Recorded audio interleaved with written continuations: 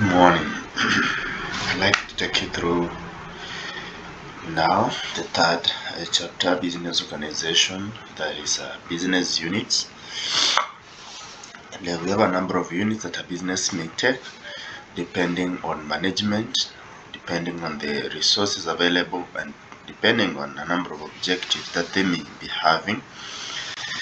So, business units, we have a number of them.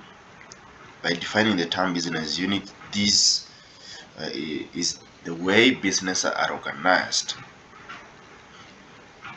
formally by one or more people with a view of engaging in a profitable activity. Business units are generally classified into private, public, or public sector business units. We are told private sector businesses are organized or organizations that are owned by private individuals, while the public companies or businesses are organized and run by the government. So understanding that business units are just form of organizations that business may have depending on whether private or public, whereby we are told that a public is whereby the business is run by the government, while the private is run by the individuals who are having the aim of making a profit. Then we are going to have different units that your business may take, and in this case you want to look at the first two or three. The first one being a sole proprietorship business unit. This is a business that is run and managed and also owned by an individual who is called a sole trader or a sole proprietor. Sole simply means one. So when we have a business form that is owned by one individual, then that business is known as a sole proprietorship. With example, we have shops, we have these small businesses usually owned by individuals, one individual. They fall under business unit of a sole proprietorship. The characteristics of this business is that they are owned by an individual. Their capital used in starting such a kind of a business is very minimal or small amount of capital requirement. Some may not need any legal requirement to start. It's just only you need to start your capital and you start your business. Good example, kama unataka kuuza njugu, why do you need to have a lot of money? You don't need to register that business because it's just selling in small scale. And then the sole proprietor has unlimited liability, which means that in case the business fails to pay its debtors, its creditors, if it fails to pay its suppliers, if it fails to those people the business owes, then personal property will be used to pay the business. Then we have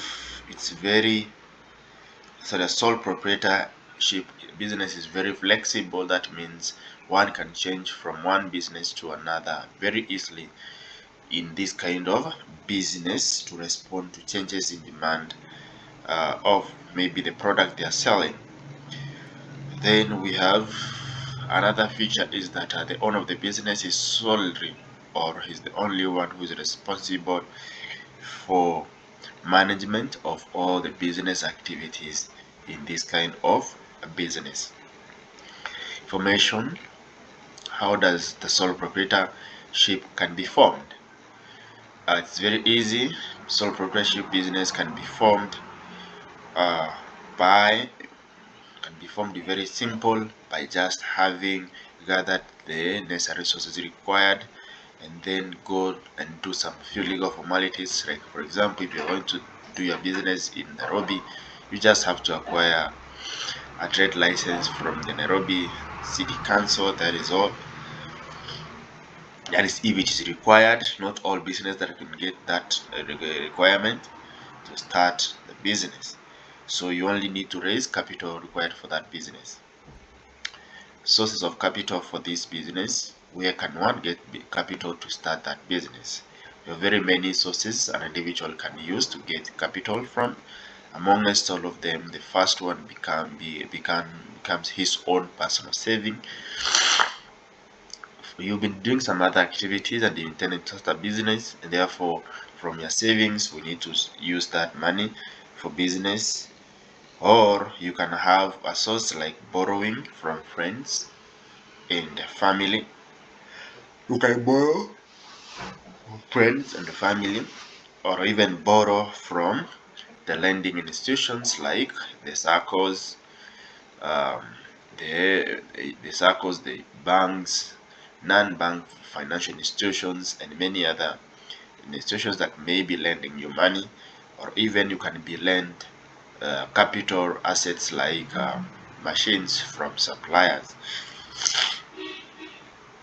Then you can also get the capital from inheritance, like you get inheritance from your parents, then after which you will use that inheritance to start your business. And then we have also getting goods on credit from suppliers. It's also another form of capital. You can get also goods on hire purchase.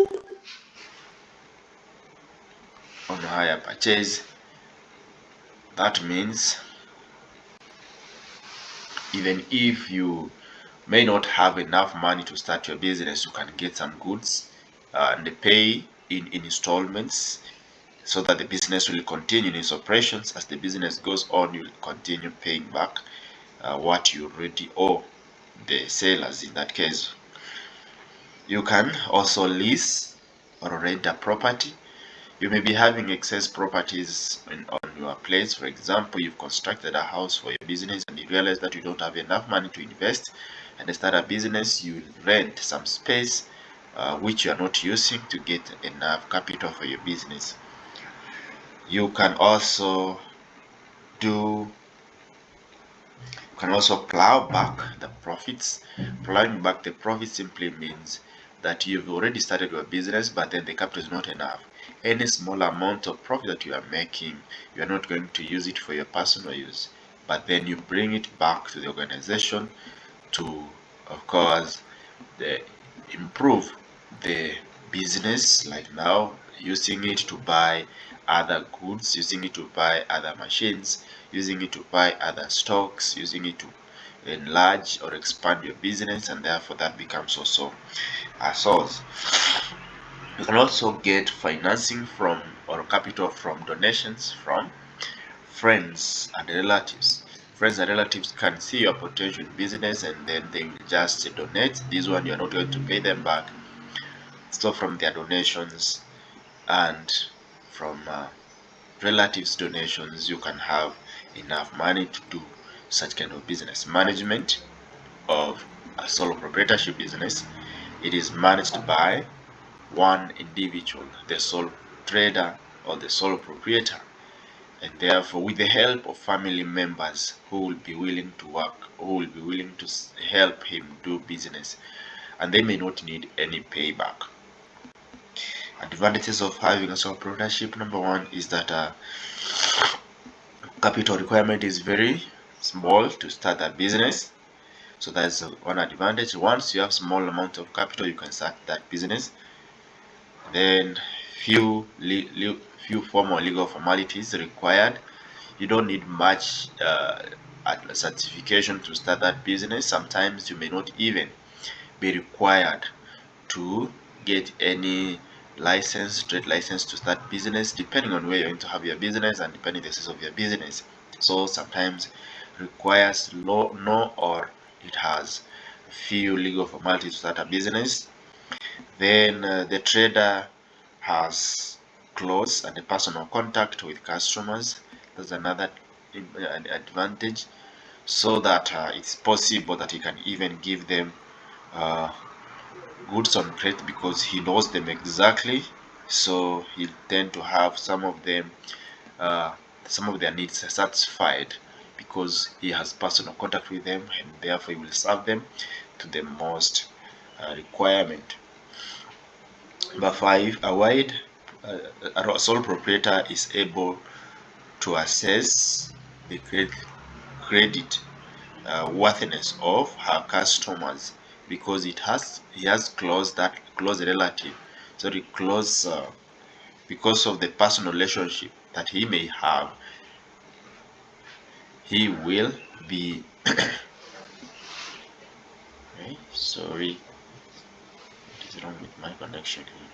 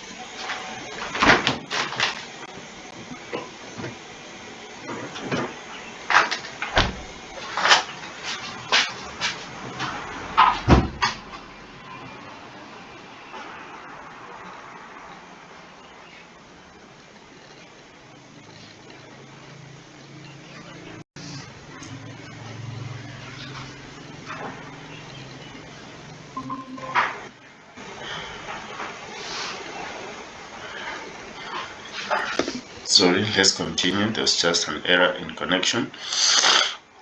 Yes, we're saying that another advantage is that the sole proprietor is able to assess creditworthiness of his customers, because he has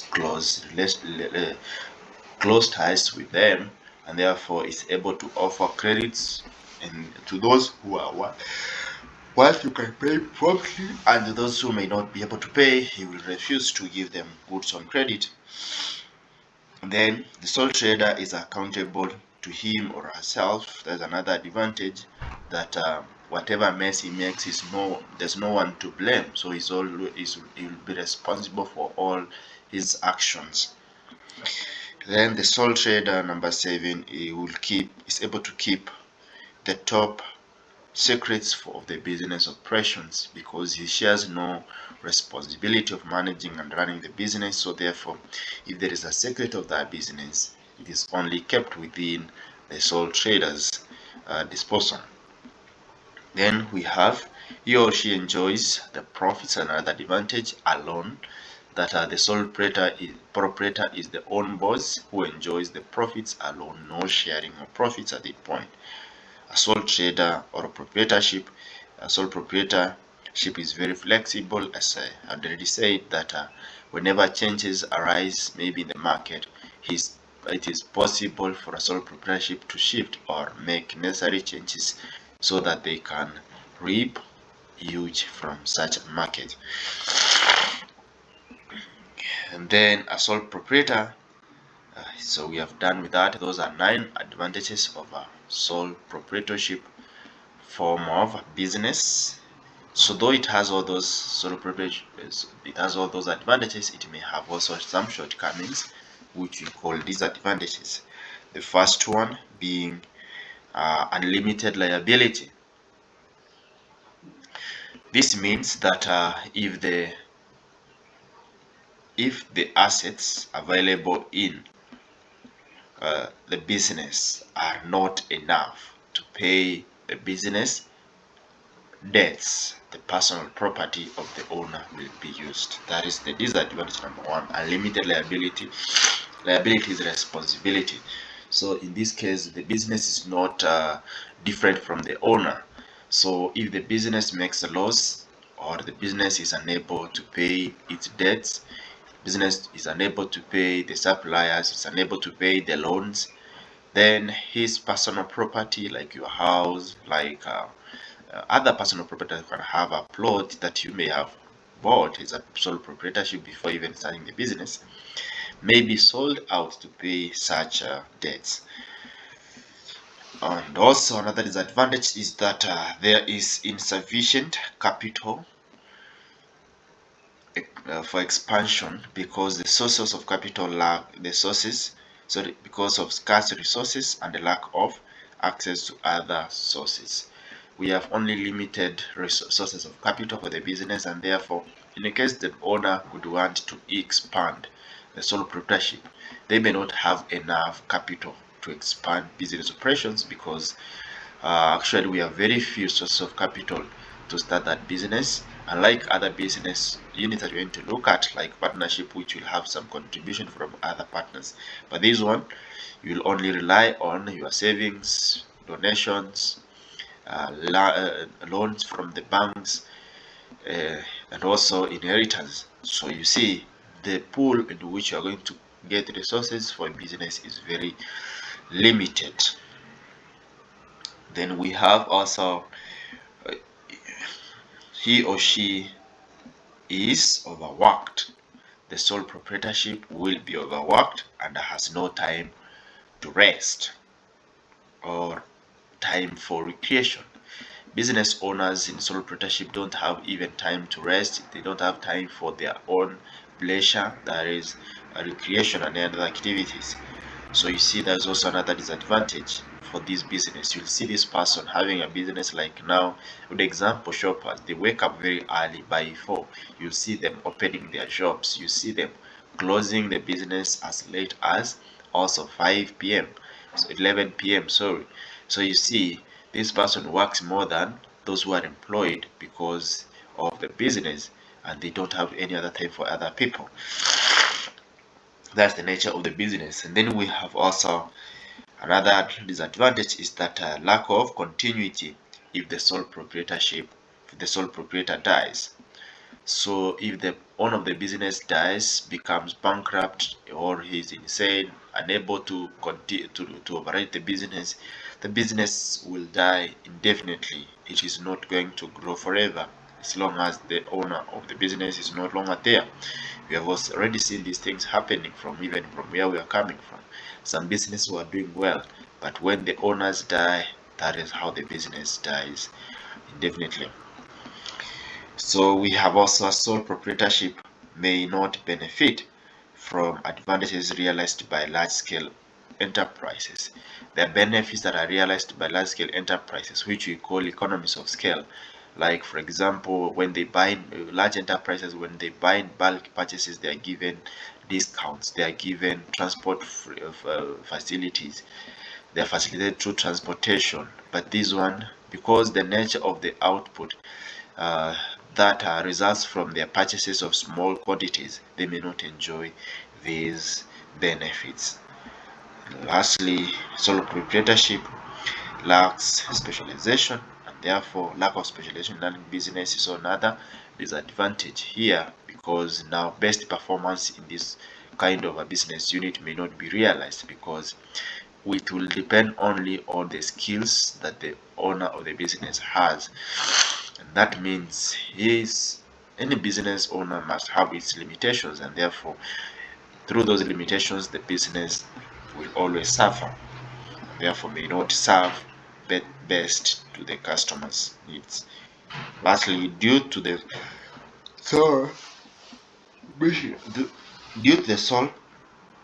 size of the business, sole proprietorship do not interact and retain highly qualified trained personnel. This business may not have even highly qualified and trained personnel because of the size, because sometimes the business may need skilled people to run them, and therefore these skilled people may demand high pays, which the business may not be able to pay at that point. Dissolution of a sole proprietorship. Dissolution simply means closing up the business operations. So sometimes there comes a time that the business is dissolved, it's no longer in existence, and therefore we look at the sole proprietorship as among the business units that are going to be dissolved, and the business may be dissolved under the following circumstances. So sole proprietorship can be dissolved when the owner of the business is insane. that is not mentally stable to run the business, or can be dissolved by transferring the business to another person. You have seen that, selling your business to another person, so that another person starts it is his own business. Therefore, in your end, the business has already been dissolved. It can be dissolved due to bankruptcy of the owner. That means the owner has not enough money to pay all the debts, and therefore the business is unsustainable. Therefore, the business will be dissolved. When the owner voluntarily decides, whereby the owner himself voluntarily decides that I will close up my business operations in this place, and therefore that becomes the end of such a business, and that means the business is dissolved. Or by passing of a law that renders activity of the business illegal. If the government passes a law that renders the activities of such a business illegal, then the business will be dissolved. Lastly, on the expiry of the period during which the business was meant to operate. So sometimes we have people who will start business with a certain aim, or maybe running the business for a certain period of time. So when the period is expired, then that business will be closed down because it has expired the period. They can add also when the owner of the business dies, that means the business will also be able to will be dissolved. The second business unit I was intending to take you through is the partnership. As the name suggests, the partnership is a kind of business that is run and managed by two or more people. So, sorry.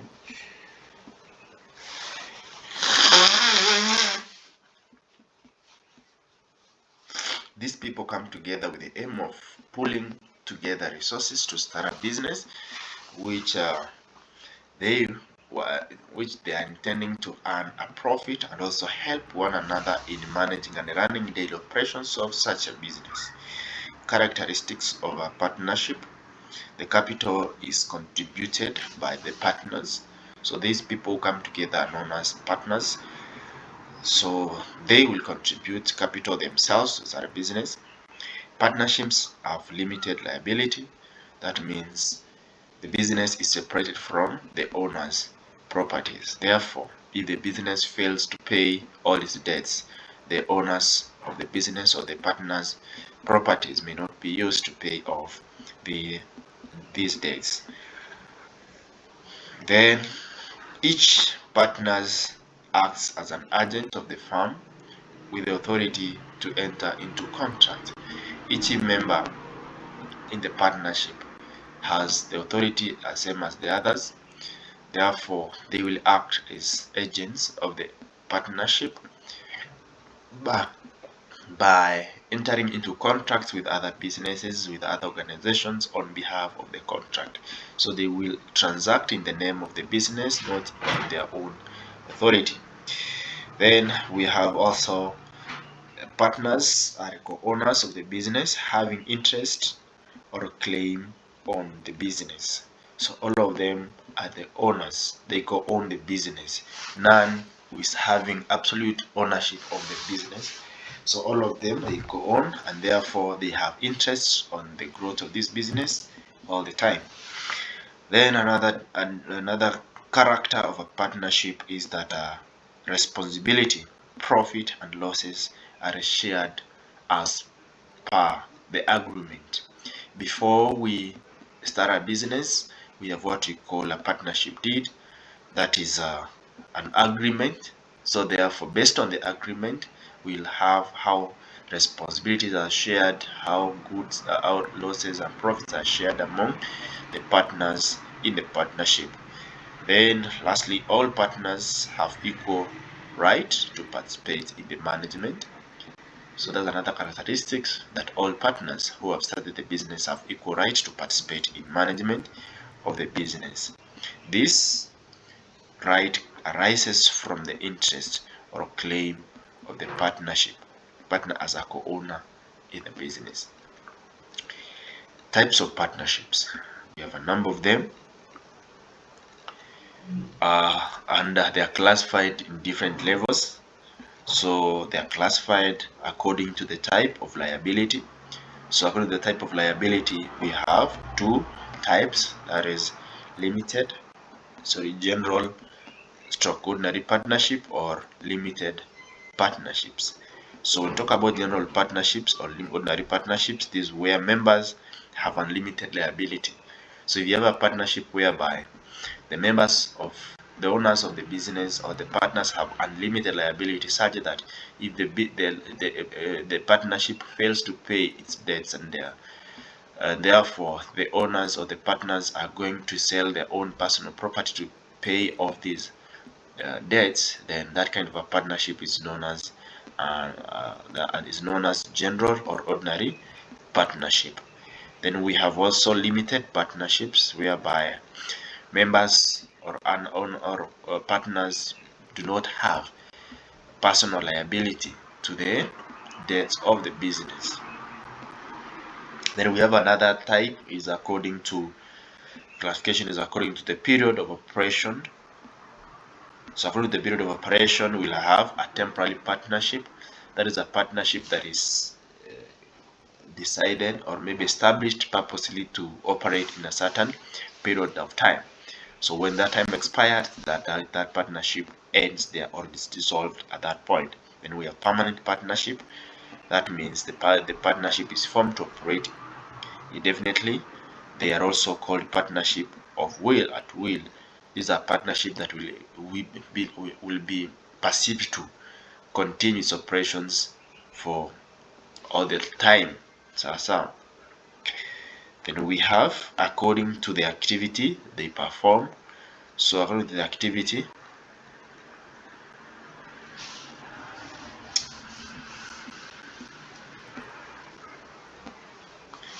it is a network.